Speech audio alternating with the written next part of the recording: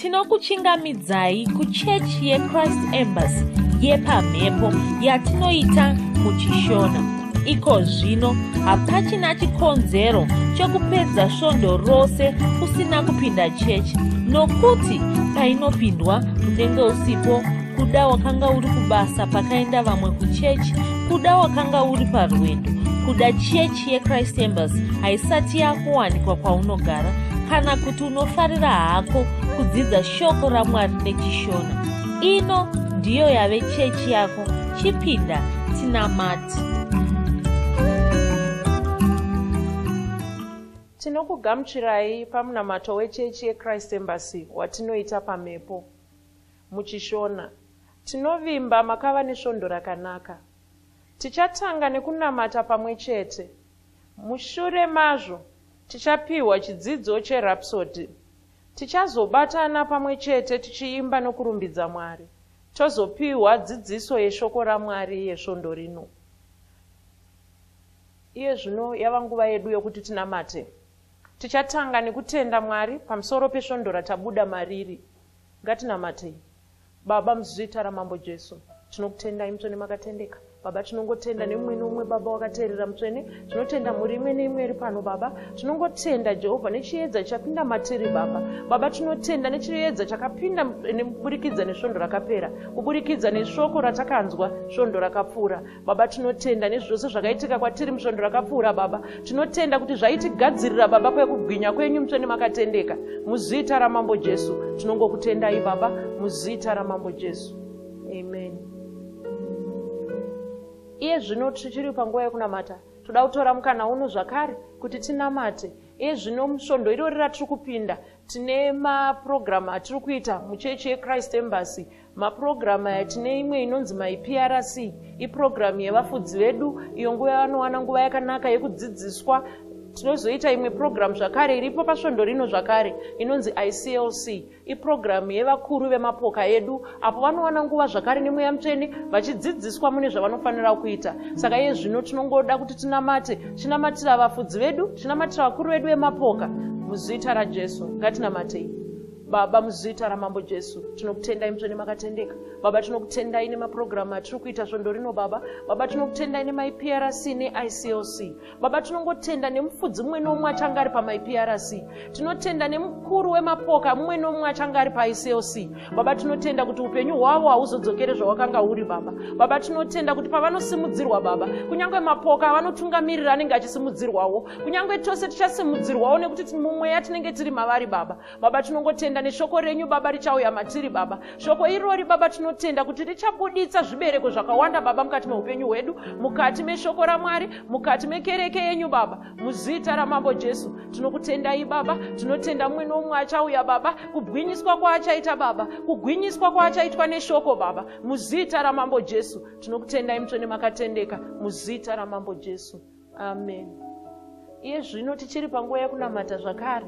Iye zvino tinoda kunamata tichigadzirira mweya yedu kunzwa shoko raMwari.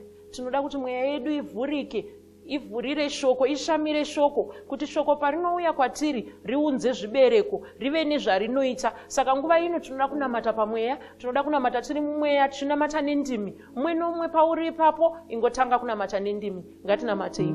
Rika sata riko soto tori yakakasa, riko soto rika sata tari yakakasa tariko so, data tari yakoko soto tori yakakasa, data tari yakoko so, rika sata riko soto tori yakakasa tariko so, data tari yakoko soto tori yakakasa tari yakakasa, rika sata tari yakakasa. Muzita raMambo Jesu. Amen. Nasi svondo 18 Chikumi 2017. Mufundisi Chris vanoti, siya tsika dzekare utange itsva. Jakobho 1:21 inoti, saka bvisai tsvina yose nokuipa kwakawanda, mugamuchire nomwoyo munyoro shoko rakasimwa mukati menyu, rinogona kuponesa mweya yenyu. Vanhu havazvarwi vaine tsika. Munhu mumwe nemumwe anoumba tsika dzake. Tsika zvinhu zvinoitwa nemunhu, zvinhu zvaanogara achiita.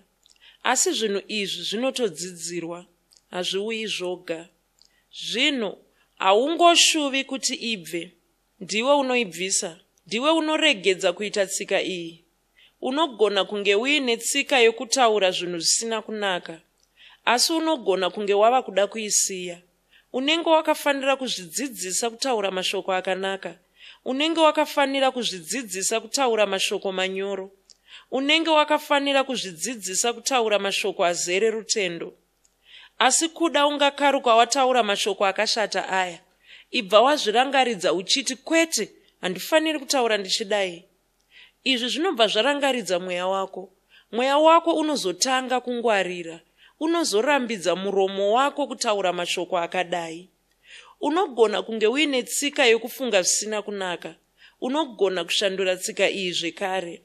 Pfungwa idzi dzingakaruka dzauya mupfungwa dzako, ibva wataura uchiti kwete, handifaniri kufunga zvinhu zvakadai. Haungosarudzi kusiya tsika yakashata chete, unotofanira kutaura, ndiko kuti ugone kusiya tsika iyi. Muromo wako une simba, ndiwo une simba rekukudzora. Muromo wako unogona kudzora mweya wako, unogona kudzora mwoyo wako, unogona kudzora muviri wako wenyama. Saka taura rutendo rwako, rutaure nemuromo wako.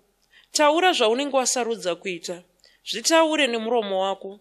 Rurimi rwako ndirwo rune simba rokugadzirisa upenyu hwako. Unogona kunge uine imwe tsika. Tsika iyi inogona kunge yakashata, asi unogona kunge uri kutsvaka kuisiya. Chokutanga, bvuma kuti tsika iyi yakashata. Chechipiri, sarudza kuti unoda kuisiya. Chechitatu, taura kuti wava kuisiya. Taura uchiti, ini ndiri kuzosiya tsika iyi, ndava kutoisiya iko zvino. Taura kudai nemuromo wako. Tsika iyi inobva yatanga kuenda. Rutendo runofanira kutsigirwa nemabasa. Zvisizvo runenge rwakafa. Kutaura nemuromo uku ndiwo mabasa acho. Taura kuti hauchadi kuramba uine tsika iyi. Taura kudai nemuromo wako. Unogona kunge uine chinhu chaunoita. Chinhu ichi chinogona kupedzisira yava tsika yako. Chinova tsika kana ukachiita katanhatu kana kupfuura. Chinhu ichi chinobva chapinda muropa. Unotozopedzisira woita sekuti wakazvarwa uine tsika iyi. Izvi ndizvo zvakaonekwa nevamwe vaongorori. Asi ungada kusiya tsika iyi, unenge wakafanira kuiramba. Unoiramba katanhatu chete, unenge watova netsika itsva. Saka kusiya tsika ibasa, haungokaruki wava neimwe tsika, ndiwe unoiumba. Saka siya tsika dzakaipa, tanga tsika dzakanaka. Pupura mumashure mangu uchiti, shoko raMwari ndiro rinonditungamirira. Rinotonga mifungo yangu zuva nezuva. Rinoita kuti ndiite zvakanaka nguva dzose. Runako rwaKristu runoonekwa paupenyu hwangu. Saka nyika haigoni kusvibisa pfungwa dzangu. Masimba enyika ino haagoni kusvibisa pfungwa dzangu. Ndinofunga mazano anopa mbiri kuna Mwari. Ndinofunga mazano anoita kuti Mwari vakudzwe. Ndinofunga mazano anoita kuti Mwari varumbidzwe. Mwari ngavaropafadzwe. Dzimwe ndima dzinotsigira chidzidzo chanhasi ndedzinoti vaEfeso 4 ndima 22 kusvika 24 navaKorose 3 ndima 8 kusvika 10. Ngatisimudze maoko edu tirumbidze Jehovha. Rapanostakibara doshka. Tinokutendai Mwari, tinokutendai Jehovha. Mumaoko enyasha ndinogara, pane tsoka dzake ndozorora.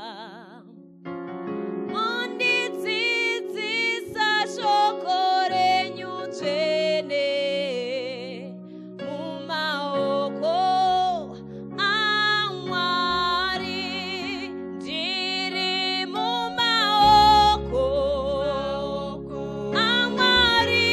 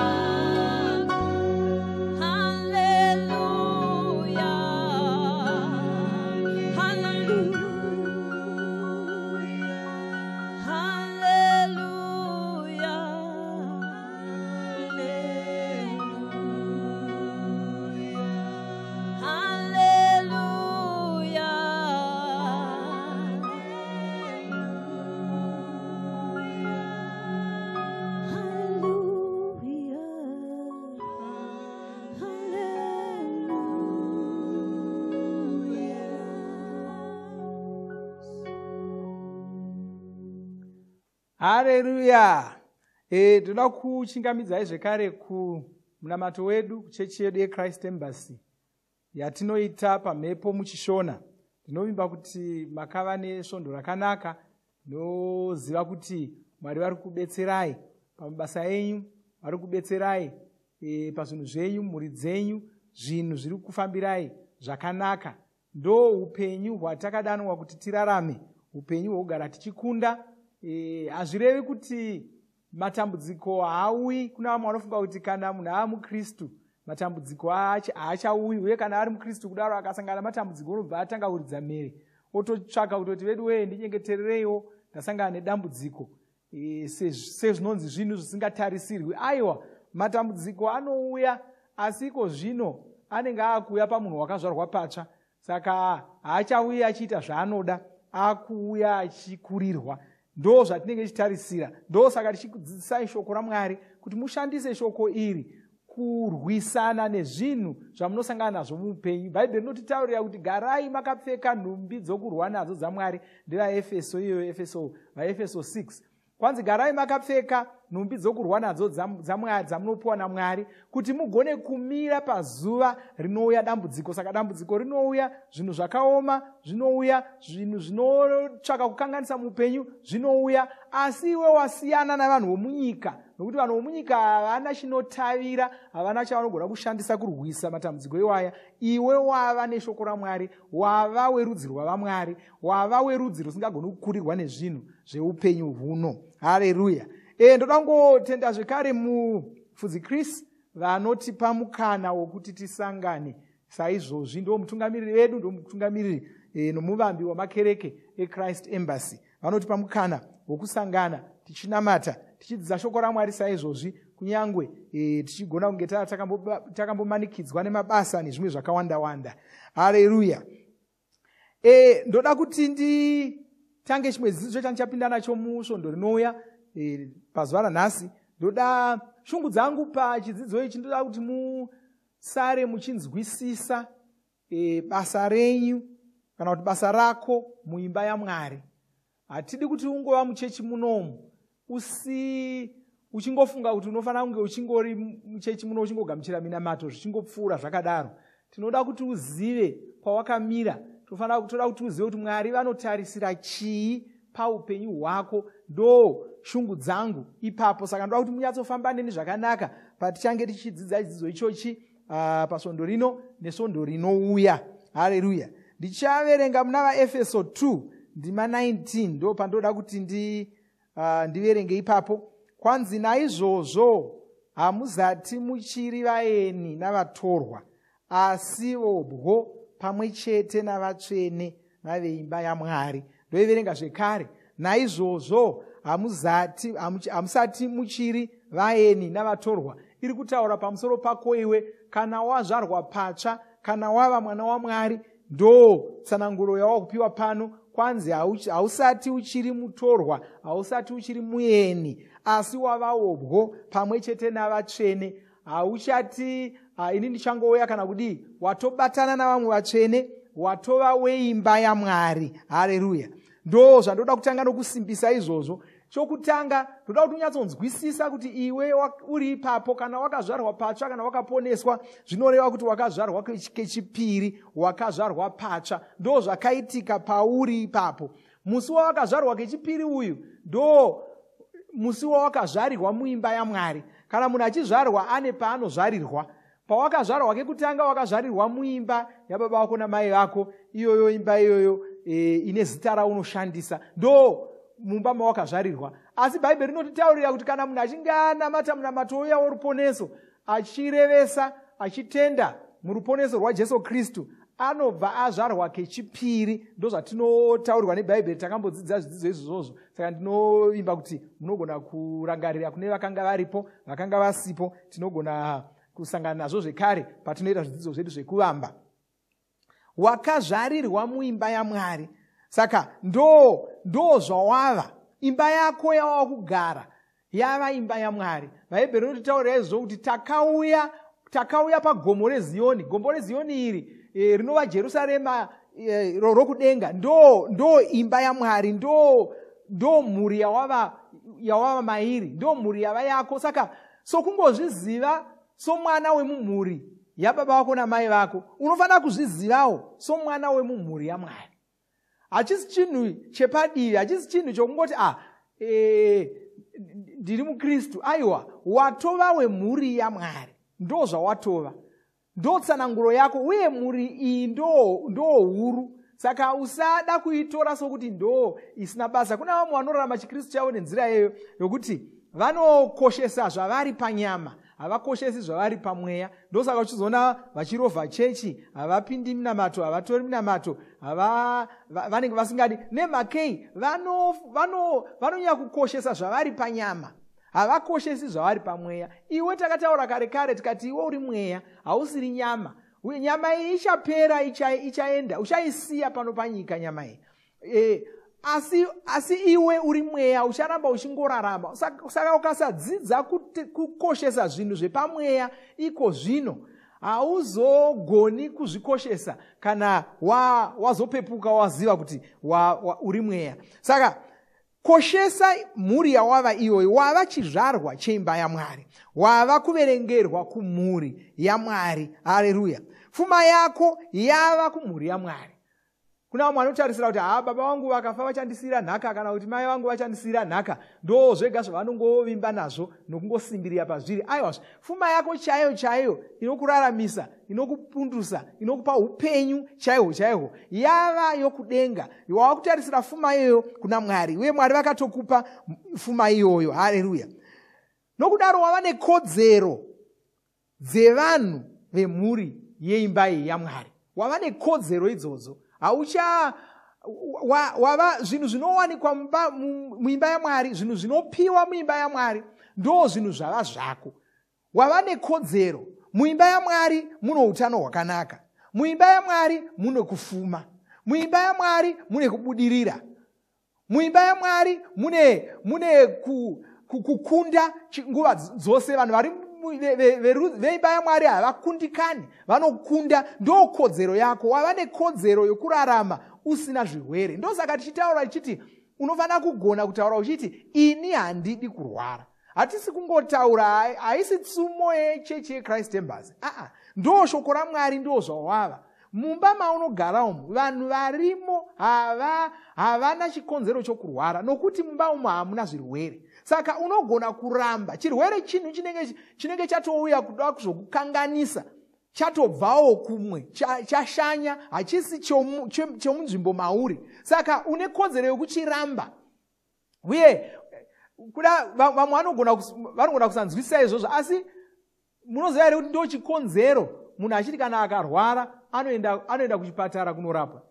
Kuramba chirwere, kutaridza kuti handifaniri kunge ndichirwara. Saka hatisi kutaura zvinhu zvitsva bodo, tiri kutaura zvinhu zvitoripo zvamunofanira kunge muchinzwisisa, asi munofanira kuzvinzwisisa muchizvinzwisisa pamweya. Haleluya! Saka unofanira kugona kutaura uchiti ini handidi kuva murombo. Womira neshoko iroro, wotarisira kuti norutendo rwako unobuda muurombo ihwohwo, unobuda mukushayiwa kwako, unobuda muurwere ihwohwo. Ndo kodzero yako, ndo zvawakapiwa naMwari, ndo zvawakatsaurirwa naMwari. Haleluya! Ndo zvawakagoverwa naMwari, ndo zvinotarisirwa kuti unge unazvo iwewe. Haleluya! Hauchisiri mutorwa, wava webwo, wava wemuimba yaMwari. Zvizive nenzira iyoyo. Wava webwo, wava weimba yaMwari, wava wemhuri yaMwari, wava werudzi ruya rusingafaniri kurwara. Hausi kudemba kuti nhai Mwari ndenomabvisa zvirwere pandiri. Handicho chiKristu. Hausi kudemba kudaro. Regai ndikupe muenzaniso. MuBhaibheri tinonzwa pamusoro pemwanakomana akarasika, uya akafarisa akati kuna baba wake, chinipai pfuma yangu ndinozvionera upenyu hwangu, ndakura ndachimhuru, ndagona kufura ndega. Ndokuenda, apuwa pfuma yake, ndokutsaurirwa pfuma yake yese, ndokuenda, ndokusiya mukoma ari pana baba iye akaenda. Ndokunofarisa ariko, ndokudya pfuma yaye yose, ndokupedza, ndokusara asisina chinhu, ndokusara asahuka asisina chokubata, kusvikira akufanira kusevenzera mumwe munhu aya nenguruve dzake. Bhaibheri rinoti kwanzi wakati achitarira nguruve dzidya bundo, nekuda kwenzara yake wakademba kuti agonawo kudya bundo iroro nokuti wanga asina zvimwe zvokudya. Asi Bhaibheri rinoti kwai wakazopepuka rimwe zuva akarangarira kuti indiri kutambura ndiri kune kumba kwababa vangu kune chikafu chakawanda zvikuru, kune zvokudya zvakawanda, regai ndiende. Nyangwe varanda variko vanotodya vachirasa. Ndokuenda kuya, aenda kuya wakanosvika achiti, wakati ndichanoti musanditora somwana nditorei somuranda. Ndokuenda ikoko, baba ndokumuona ari kure kure, ndokumhanyira ndokumubundikira ndokumutsvoda. Ndokubva iye amanyirira kukumbira uregero zvikanzi musanditora somwana wenyu nditorei somuranda. Baba vakamutora somuranda here? Havana kumutora somuranda. Vakati aiwa, iwe uri mwana wangu iwewe, hazvigoni kuti ndikutore somuranda. Ndokutomutora ndokumubvisa mumba zvikanzi mugezesei, mupfekedzei hanzu dzakanaka, mupei mhete yakanaka, muurayirei chimhuru chakakora, zvese ngatite mabiko nhasi nokuti mwana wangu anga akarasika wawanikwa nhasi. Haleluya. Ndo zvawakaita iwewe muimba yaMwari. Hauna chikonzero chokusvika uchidemba uchindibatei somuranda. Hauna chikonzero ichocho. Uri mwana waMwari. Mwari ndo vakakuti mwana. Mwana anozvarwa navabereki, asi iye unouya kuvabereki kuzova mwana wavo. Vabereki ndo vanoita mwana. Kana vaita mwana, mwana ndo wavo. Havafaniri kukumbirwawo saka chindichengetai. Ndo vakamuita. Ndo zvakaitawo Mwari. Iwe uri mwana waMwari. Saka chirarama saizvozvo wava webwo, wava nekodzero muimba yaMwari. Haleluya. Ndinofunga kuti wana chamadzidzai papapa, ndoda kuti mugare muine pfungwa iyoyo. Ndoda kuti iko zvino ndiko kunamatirai tisati tapeta munamato wedu. Ndoda kuti ndikunamatirei nditaura chiropafadzo pamusoro poupenyu hwenyu. Ndinoziva kuti shoko raMwari patatichidzidzisa kudai rauya kwauri rine simba richishandura upenyu hwako. Regai ndinamate. Baba, ndinokutendai, ndinokurumbidzai. Ndopambiri kuzita renyu, ndoda kutendai, nokuda kwomumwe nomumwe wabatana neni pamunamato uno. Muzita raJesu Kristu, ndinoziva maita chimwe chinhu chikuru mukati meupenyu hwake. Meso ake avhurika, meso ake akuona chiedza. Nezita raJesu Kristu, rima rabva. Muzita raJesu Kristu, nhema dzaSatani dzasayirirwa kure. Muzita raJesu Kristu, nokudaro zvinhu zviri kushanduka mukati meupenyu hwake, zviri kushanduka munyama yake. Nezita raJesu Kristu, ndinotaura utano hwakanaka mauri. Ndinodzingira kure zvirwere, ndinodzingira kure marwadzo kubva mumuviri wako iko zvino nezita raJesu Kristu. Ndichitaura kuti zvinhu zvinoshanduka mumari yako, zvinoshanduka mumhuri yako, zvinoshanduka muwaniso yako, zvinoshanduka muvana vako, zvinoshanduka muvabereki vako nezita raJesu Kristu. Kana wanga uchikundikana uchikoro, ndinotaura iko zvino kuti wakubudirira kubva nhasi. Muzita raJesu Kristu vachashamisika vachikuona uchibudirira pazvinhu zvawanga uchikundikana mazviri. Muzita raJesu Kristu, nokuti simba raMwari riri kushanda mukati meupenyu hwako, riri kushanda muviri mako. Muzita raJesu Kristu, ndinotaura chiropafadzo pamusoro poupenyu hwako muzita raJesu. Amen. Haleluya. Zvakanaka, regai ndikokuzivisai svondo ratiri kupinda rino. Tine misangano miviri. Tine musangano wevafudzi vedu pasi pose, uyezve tine musangano wevatungamiriri vemapoka ICLC. Kune vamwe vanoziva musangano wavatungamiriri vemapoka uri kutanga musi wechina unozoperera musi wesvondo. Saka ndoda kuti muzive pamusoro pemusangano iyoyo, mounyengeterera, mourangarira pamunenge muchinamata saizvozvo. Zvakanaka, regai tigosangana zvekare pasvondo rinouya tichienderera mberi nechidzidzo. Ndati shungu dzangu ndichikudzidzisai kudai ndizokuti ndinoda kuti muzive basa renyu muimba yaMwari. Saka ndozvandoda kuti munyatsonzwisisa, munyatsobata ipapo. Saka fambai nedzidziso iyoyi, tosangana zvekare musvondo rinouya tichienderera mberi nechidzidzo ichochi. Muchava nesvondo rakanaka, muchava nenguva yakanaka, muchabudirira kumabasa enyu, zvinhu zviri kufambirai zvakanaka. Mwari vakuropafadzei. Tinovimba makomborerwa nemunamato wesvondo rino. Tinoda kukuzivisai zvinotevera. Zvidzidzo zvekuvamba zviri kuenderera mberi. Taurai nevatungamiriri venyu kana mufudzi wedu mutange zvidzidzo izvi. Muchida kupa mipiro yenyu neEcocash, rovai nhamba dzinoti *151 *2 *5 *58225 # kana muine nhare dzemazuva ano dzeAndroid kana iOS munogona kushandisa KingsPay kupa mpiro yenyu. Shandisai code inoti TNIOG nemavara makuru. Kubva musi wa22 kusvika 25 chikumi tichange tiine musangano wevatungamiriri vemapoka pasi rose ICLC. Munonyoresa ne$10. Tizivisei kana muchigona kuupinda tikunyoresei. Ivai nesvondo rakanaka. Mashoko eupenyu auya mudzau